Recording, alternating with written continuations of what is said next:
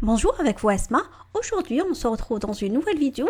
On va parler un petit peu de tout ce qui concerne le Product Owner, AMOA ou Business Analyst. Déjà, vous devez savoir le Product Owner, qu'est-ce qu'il fait, il va communiquer avec qui. Le Product Owner ou l'AMOA ou Business Analyst, c'est tout simplement, c'est la personne qui va rédiger le besoin, que par la suite, il va être conçu par les développeurs et testé par les testeurs. Le Product Owner va recevoir ce besoin via le client final ou les parties prenantes. En anglais, on parle de stakeholder. Le stakeholder, on peut dire une société qui souhaite qu'on prépare pour eux, par exemple, une application web. Dans ce cas, ils vont demander à notre société qu'on va créer ce besoin pour eux.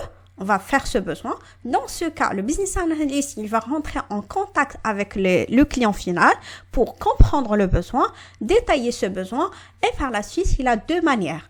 S'il travaille dans un contexte agile, qui est le plus recommandé et qui est le plus simple, dans ce cas, il va rédiger le besoin sous forme des épiques et par la suite, il découpe ces épiques à des user stories ou directement, il crée des épiques, des user stories, qui sont, on peut dire, des petites fonctionnalités. C'est-à-dire, pour un site comme Amazon, il va écrire par exemple, des user stories dédiées pour l'achat d'un produit, le paiement d'un produit par carte bancaire, le paiement d'un produit par exemple, à la livraison. Tout ça, il va écrire des user stories et il va les détailler, mentionner tous les détails dans les critères d'acceptance. Ça, c'est la phase la plus simple.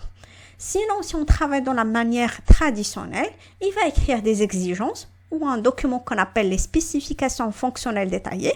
C'est quand vous faites une expression écrite, vous allez tout détailler, on rédige des textes et par la suite, on va écrire toutes les fonctionnalités et on demande aux développeurs de développer. Dans un projet qui est géant, on ne parle pas d'un seul développeur, mais c'est une équipe de développement qui vont développer ses besoins. Ils vont le découper selon les compétences de chacun, aussi selon les capacités de chacun au niveau de la charge. Ils vont développer ça et par la suite, au fur et à mesure, les testeurs ils vont participer pour tester ce besoin et pour livrer par la suite un produit final de bonne qualité. Le mieux, c'est d'intégrer le client dans toutes les phases de la préparation, de développement du test pour s'assurer de la satisfaction du client. Parce que supposons que le client souhaite avoir un besoin comme le site de Amazon, le business analyst n'a pas bien compris le besoin ou il a oublié des fonctionnalités. La partie finale où on va présenter le besoin au client, il ne sera pas satisfait. C'est pour cela, au niveau de l'agilité, le mieux d'inclure le client. C'est pas tout le temps. Par exemple, à chaque phase, 2 semaines, un mois, on fait des points réguliers avec et on s'assure que ce qu'on est en train de préparer, c'est ce que le client final souhaite. S'il y a des ajustements, on les ajuste et voilà, par la suite, on va préparer un produit final de bonne qualité. Voilà. Du coup, si vous êtes un product owner, vous allez travailler avec des personnes, communiquer et rédiger. Et parmi les personnes avec lesquelles vous allez communiquer, ça va être les parties prenantes, aussi les développeurs et les testeurs. Aussi, point que je reçois beaucoup, quels sont les outils que je peux recommander pour les personnes? On peut dire, il y a pas mal d'outils que vous pouvez les avoir. Tout ce qui est essentiel pour la rédaction, on peut dire par exemple Word. C'est très simple, on ne demande pas que vous soyez des experts au niveau de tout ce qui est Office, mais c'est juste que vous soyez capable de créer une présentation sous PowerPoint. Supposons que le client final demande l'avancement. Aussi des fichiers Excel, ça vous arrive que vous allez noter des données sous Excel et aussi la documentation sous Word, vous arrivez à rédiger des textes sous Word. Voilà, ça c'est le basique. Par la suite, maintenant, comme on a dit, on parle beaucoup de tout ce qui est user story et l'outil le plus adapté à ça, on parle de Jira. Le mieux de connaître tout ce qui est suite Atlassian, on parle de Jira, Confluence, ici vous pouvez avoir aussi X-Ray pour la rédaction de tests, mais c'est pas obligatoire.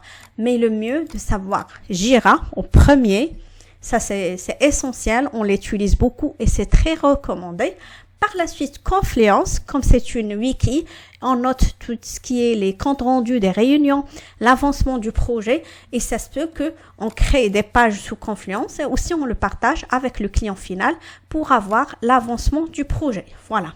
Et aussi, si vous voulez aller plus loin, vous pouvez aussi voir des outils de la conception du test. Ça, c'est pas obligatoire parce que vous pouvez concevoir les cas de test de la phase de recette lorsque vous voulez présenter le produit au client final juste avec Word ou avec Excel.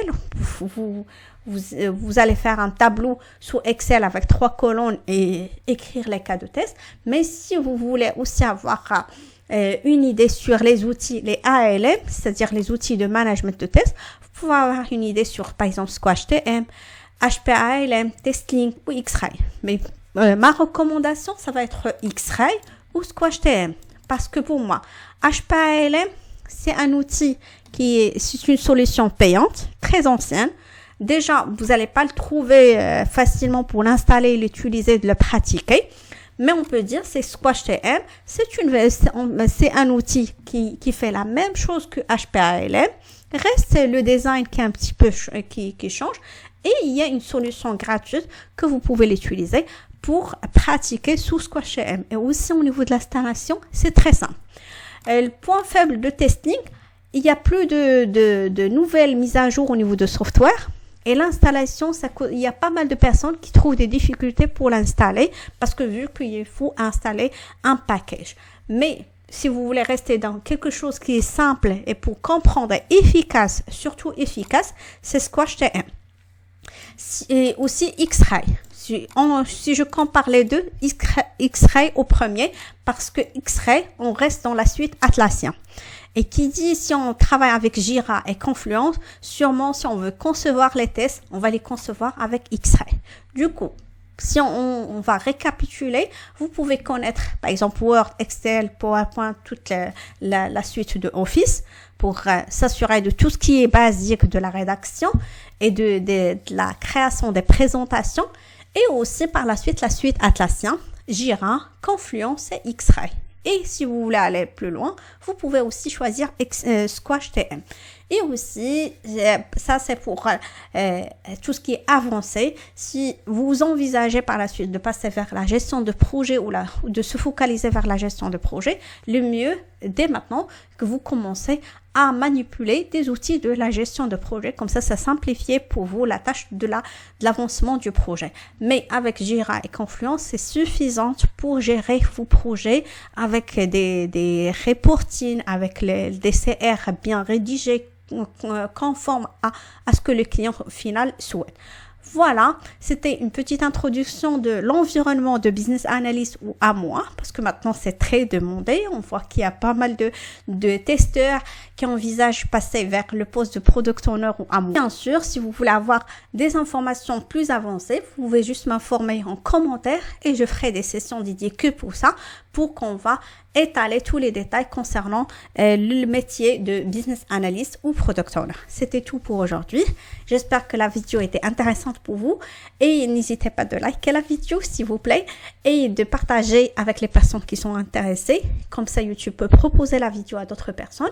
Et n'hésitez pas de jeter un œil sur notre site web on est en pleine refonte, on est en train de le changer et j'espère que ce changement sera intéressant pour vous. Bonne journée et à la prochaine.